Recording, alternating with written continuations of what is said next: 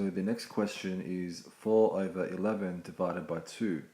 Now you'll notice there's a whole number here, and you'll remember that in order to change a whole number to a fraction, all we need to do is make the whole number as the numerator and put it over a 1. Okay, so now we have two fractions. Now let's follow the steps. The first step is for us to remove it. So that is referring to the sign here. We don't want that anymore. The second step is telling us to flip it. Flip it is referring to the second fraction. So let's rewrite this.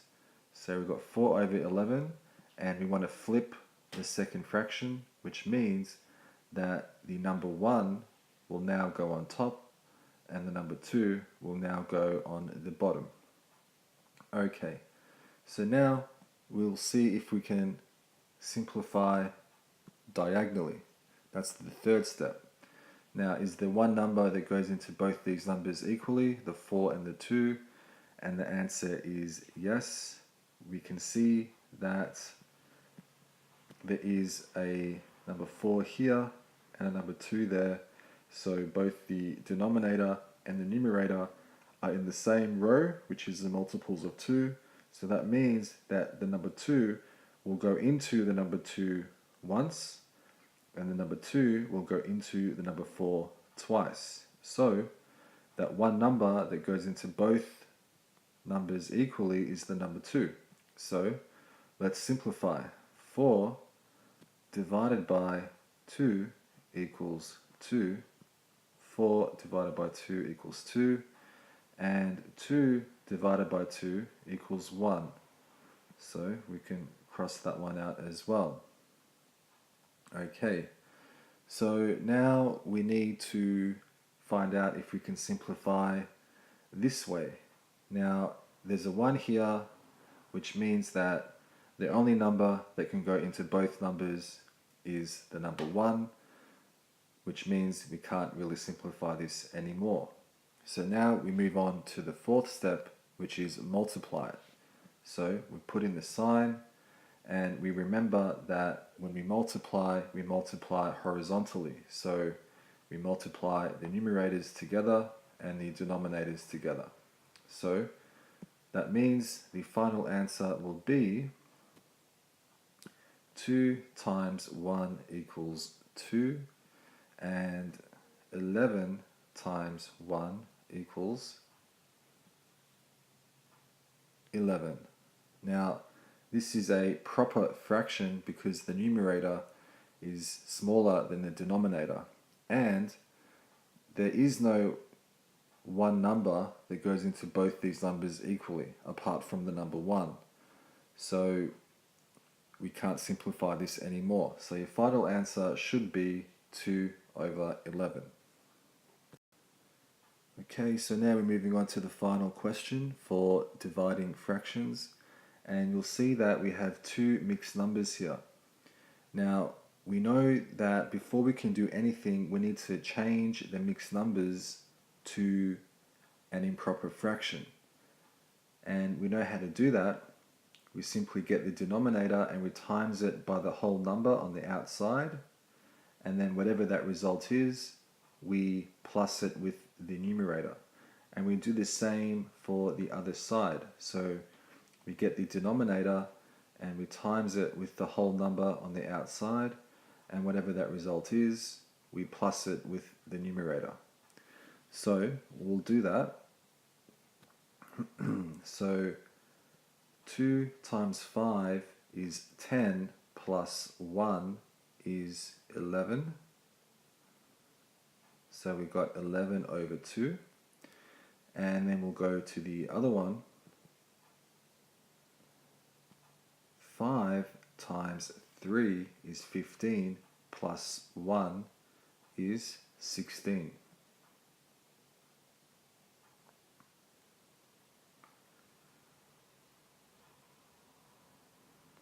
Okay, now you'll notice that I kept the denominator the same, so we know that we always have to keep the denominator the same when we're changing from mixed number to improper fraction.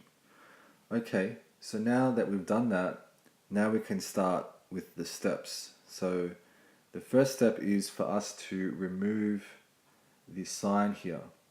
So we don't want that anymore. So I'm just going to start over here.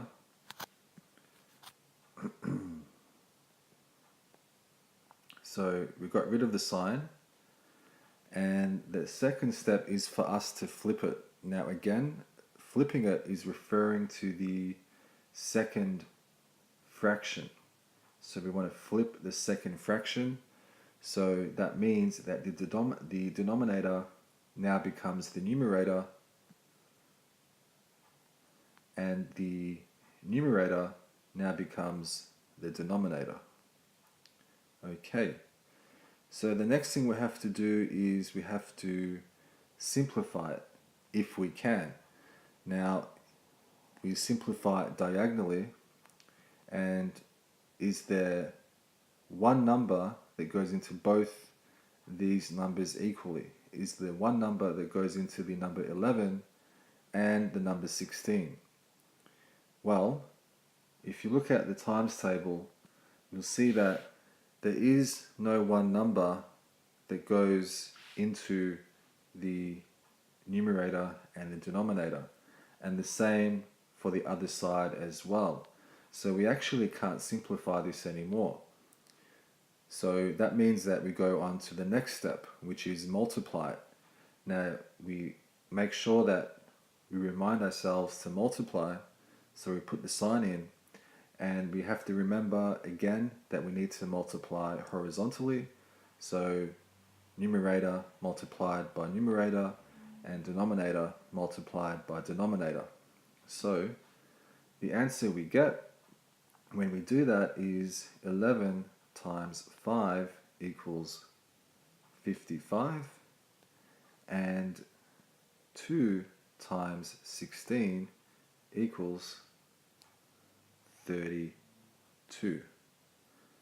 Okay, now this is an improper fraction, and we need to change it to a mixed number. Now, because both the numerator and the denominator are relatively large numbers, then all we have to do is really just apply some common sense. We know that the number 32, it cannot go into the number 55 more than once, because 32, if we double that, then the answer we get, so for example, 32 times 2 is 64. Now, this numerator here is 55, so it's smaller than 64. So 32 cannot go into 55 twice. The most that 32 can go into 55 is once. So we'll put down the number 1. So 32 goes into 55 as a whole, as a group, only once. Now, what's the remainder? Well, that's pretty easy to find out as well. All we need to do is find out the difference between 55 and 32. So now we can just do simple subtraction. So let's do that. 5 minus 2 equals 3, and 5 minus 3 equals 2. So the remainder that's left over is 23. And as we know, the remainder is always the numerator, so we put that on the top as the numerator. And you'll also know that we always keep the denominator. So in this case, the denominator is number 32. So your final answer should be 1 and 23 over 32.